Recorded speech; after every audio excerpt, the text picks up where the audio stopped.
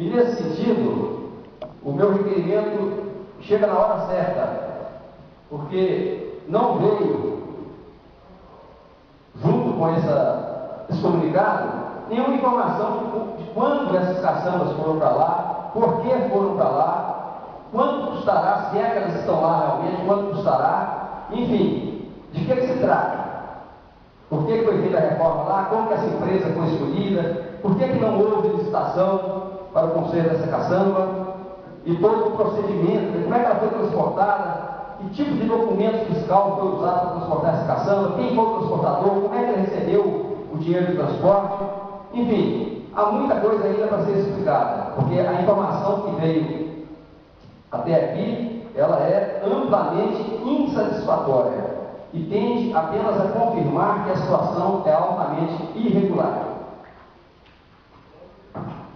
Senhor presidente, eu tenho uma confirmação, por ser interessado no inquérito policial que investiga os crimes do prefeito Haroldo Queiroz, crimes federais, na canalização da Avenida Dr. Roberto. Tenho conhecimento de que o inquérito foi instaurado, que existe uma portaria, e entendo que é do interesse dessa casa ter uma cópia dessa portaria para que possa acompanhar o inquérito naquilo em que é permitido, naquilo que não é sigiloso, porque os eventuais crimes apurados contra o prefeito dizem respeito diretamente à obrigação dessa casa de fiscalizar o executivo. E também nós sabemos, temos informação segura, de que a Polícia Federal fará a perícia no Código Machado. Não apenas a perícia contábil, que já foi feita pela Codevasf e que identificou o desvio em dinheiro da época, 1,3 milhão e pouco, hoje chega a cerca de 3 milhões, isso aí, essa perícia já foi feita pela Codevasf, mas eu tenho certeza que a Polícia Federal também fará uma pesquisa contábil, mas principalmente uma pesquisa de engenharia, uma pesquisa do que foi realizado e do que não foi realizado ou do que foi realizado irregularmente, o que, tenho certeza, aumentará muito o prejuízo constatado. Daí a origem desse requerimento.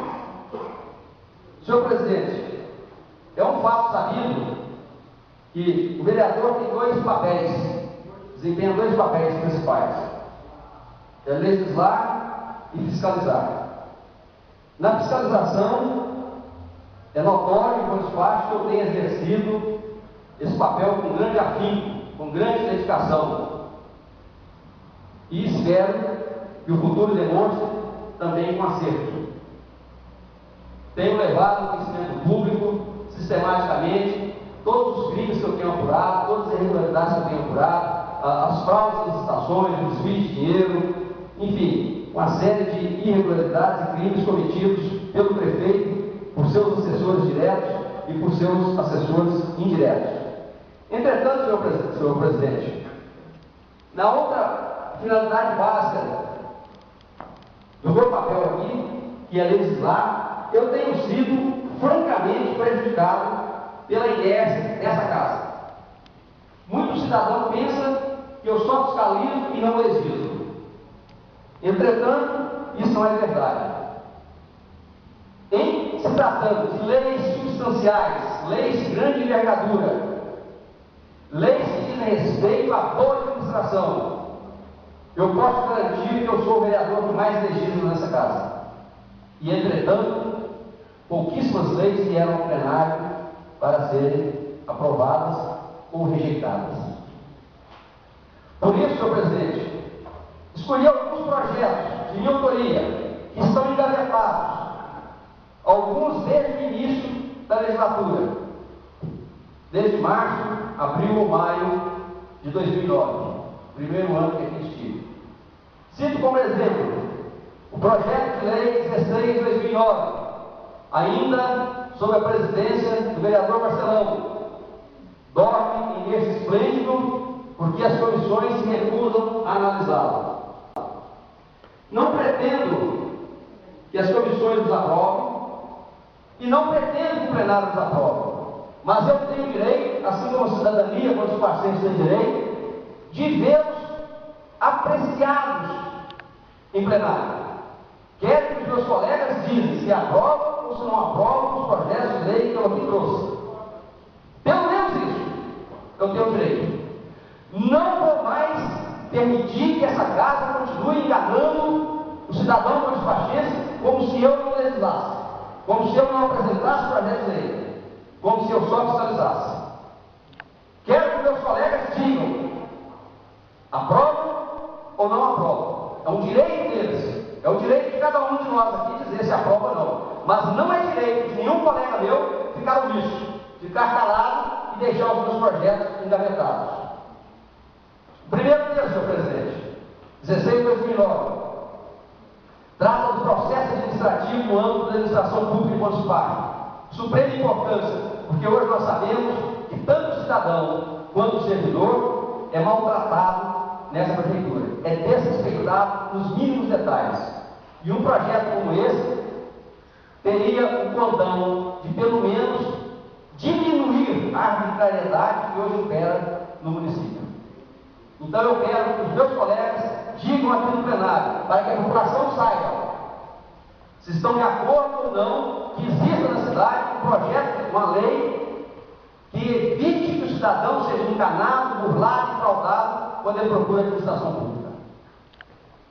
Outro projeto, 17/2009, que regula no âmbito do município de Bom Despacho o princípio da publicidade, estatuído no artigo 37 da Constituição da República e em vários outros diplomas, como a Constituição do Estado, a Lei Orgânica do Município. Bom Despacho hoje não tem transparência. Nós falamos aqui, por exemplo, há pouco sobre a taxa de iluminação pública que o cidadão paga. Nenhum de nós aqui sabe, nenhum de nós, e nem o cidadão, para onde foi esse dinheiro. Nós não sabemos quanto é e não sabemos para onde foi. Aqueles 400 mil reais que o município recebeu da Caixa Econômica Federal, nós não sabemos por que nem para onde foi. E assim eu poderia continuar citando aqui todos os males da obscuridade, da falta de informação para o cidadão.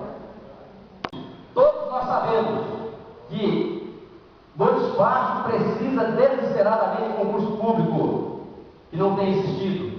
Nós temos hoje, seguramente, 600 cargos dependendo do concurso público. E em vez de fazer concurso, o seu prefeito frauda processo seletivo. Frauda processo seletivo.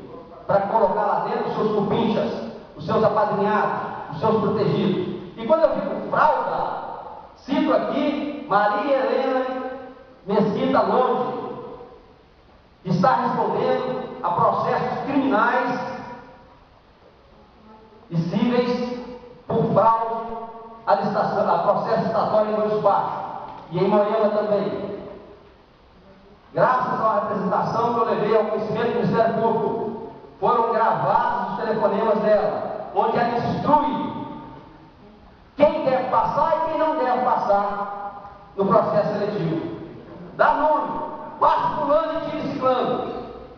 E o Bom Despachense enganado, pagando taxas elevadas, fazendo provas mentirosas e sendo passado para trás. Essa lei tem o propósito de, se não impedir, porque bandido a gente não consegue impedir completamente que eles agem, pelo menos diminuir essa enganação, essa fraude continuada.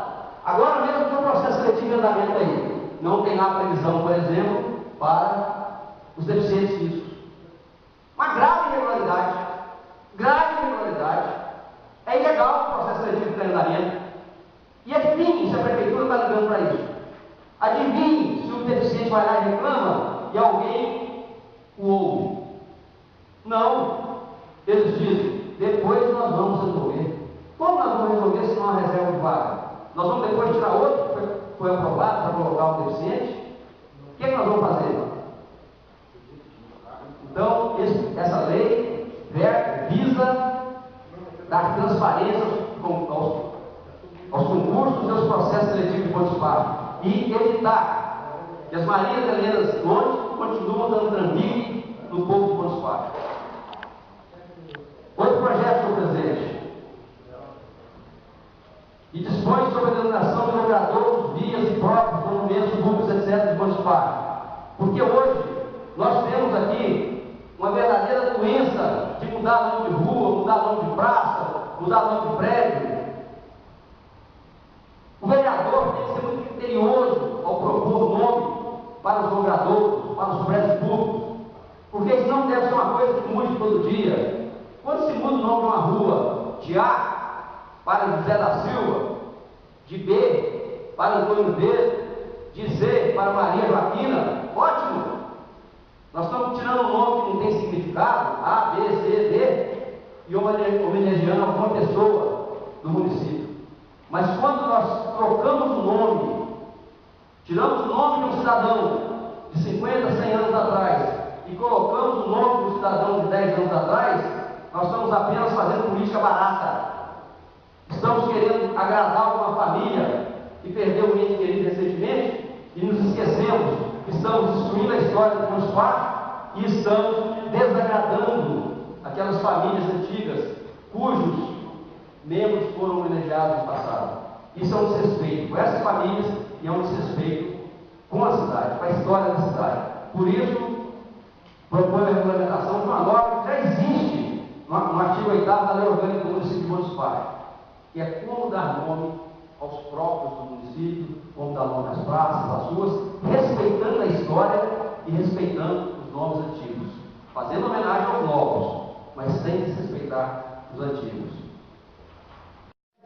Determina o registro de informações de controle sobre o uso de veículos, máquinas e equipamentos de propriedade do município ou a seu serviço, porque nós sabemos que as máquinas do município têm sido sistematicamente usadas de forma irregular, sistematicamente usadas para serviço privado. E mais do que isso, sistematicamente usadas para arrecadar propina. Propina. Quero ser bem claro nisso. Propina. Servidor da prefeitura, entre aspas, aluga máquinas e recebe por fora, com prejuízo para o município e com enriquecimento ilícito para si. E digo isso fundamentado, entre outras coisas, nos processos que traminam no Fórum de Montes Claros, onde é claro o desvio de máquina para serviço particular. Me baseio também no fato de que, na cidade inteira, nós temos testemunhas disso, que as máquinas trafegam para lá e para cá, tratores, patrolas, caminhões, fazendo serviço privado. Frequentemente, o que é mais grave, para empresas e empresários que não precisam desse tipo de benefício. Então, o que eu proponho é que nós tenhamos uma lei que obrigue, e não deveria ser necessário, qualquer administrador tem interesse, qualquer administrador honesto e competente tem interesse em saber quanto gasta com cada máquina, quanto que ela anda por mês, quanto de combustível ela consome, quanto de mão de obra é necessário para manter aquela máquina funcionando. Mas enquanto os parques não sabemos nada disso. Nós não sabemos, nós encontramos um carro na rodovia e não sabemos nem para onde ele vai nem de onde ele vem. Não sabemos quanto combustível ele consome, quantos quilômetros por litro ele faz, qual o custo de manutenção dele. Isso propicia não apenas o uso indevido, como já denunciei, que uma filha de um secretário em Belo Horizonte fazendo shopping com o carro da prefeitura, publiquei a foto dela no jornal para ver se ele vinha aqui reclamar. E até hoje não veio reclamar não. Por que será? Devia ter vindo reclamar. Fernando Cabral colocou uma foto da minha filha e é mentira. Não seria muito bom que ele viesse aqui na Câmara fazer isso? Ou lá na Justiça? Dizia se é verdade ou não que o carro da prefeitura levou a filha do secretário para fazer shopping? Levou e trouxe. Quem está pagando esse combustível? Quem está pagando esse motorista? Quem está pagando a manutenção desse veículo? Somos nós. São os nossos tributos. É o IPTU, é o IPVA, é o ICMS. Então, essa lei visa isso. Obrigar um mínimo de transparência e controle no uso dos veículos e máquinas públicas. Aí nós teremos como saber se cada veículo está sendo bem usado para transportar um doente, por exemplo, para levar para executar um serviço de urgência em Belo Horizonte, para transportar uma mensagem urgente, para levar um fiscal para apurar uma irregularidade, É para isso que serve o veículo público. Não é para transportar a filha de secretário, não. Então, senhor presidente, eu, baseado no parágrafo 3º do artigo 58 do regimento interno dessa casa, eu requeiro nessa peça que essa casa traga até a próxima segunda-feira para decisão no plenário todos os projetos de lei, como diz o regimento. Que Vossa Excelência indique o relator que em 6 dias emitirá um parecer e, com ou sem o parecer, venham os projetos para apreciação do plenário. Se quiserem dizer não, que digam não, mas digam alguma coisa. Não se escondam mais na omissão. Não só pratiquem irregularidades. Já tive a oportunidade de deixar na mão de cada um dos senhores, por exemplo, o relatório da Codevasf. Eu peço, imploro e espero que cada um tenha lido, onde está dito claramente, documentadamente, que o prefeito Haroldo Souza Queiroz malversou R$1.300.000, porque qualquer dia desse eu vou trazer aqui a representação e nós vamos ter que julgar o prefeito, se isso é bom para a cidade, se isso é errado, se é certo. Mas tenho dito aqui que ele tem sistematicamente deixado de fazer contribuições para o INSS. Ele tem sistematicamente deixado o resto a pagar ilegalmente. Aliás, não precisava muito dizer, porque qualquer um de nós aqui que tenha lido a prestação de contas que ele trouxe a essa casa pode constatar isso. Não sou eu quem diz, é ele que diz ao prestar as contas. É o controle interno que diz que a situação está irregular. Tem também acumulado dívidas na justiça, porque, por exemplo, só de dívidas de veículos, motoristas que dirigiam veículos irregularmente, causaram acidentes, e que nós pagaremos indenizações de 150, 200, 300 mil reais às vítimas. O município vai pagar, e se o município vai pagar, nós todos vamos pagar com os nossos impostos, porque a administração, o secretário de administração é o irresponsável de dar carro, por exemplo, para quem não tem nem carteira, como já aconteceu, nem carteira de motorista, nem habilitação. Onde é que já se viu entregar um veículo para uma pessoa que não tem nem habilitação, sair na rua e provocar um acidente? Isso, senhor presidente, são dívidas que estão ficando para o próximo prefeito, porque todos nós sabemos que na justiça demora. O INSS vai demorar a vir cobrar essa dívida, mas virá. E agora, senhor presidente, descubro que nós temos a Receita Federal em grau avançado, já na fase final, um processo contra o município de Montes Claros, porque o senhor prefeito Haroldo Souza Queiroz está sonegando o PASEP. O PASEP é o Programa de Formação do Patrimônio do Servidor, é um direito sagrado do servidor. É um dinheiro, é uma poupança do servidor de Montes Claros, e que precisa voltar para ele. Mas o senhor Haroldo Souza Queiroz está sonegando e está usando o dinheiro para outros fins. Em consequência disso, existe um processo administrativo para que o município devolva esse dinheiro à União, ao fundo, melhor dizendo, que é administrado pela União, e existe um processo penal, porque isso é crime de sonegação, mais um processo penal contra o senhor Haroldo Souza Queiroz.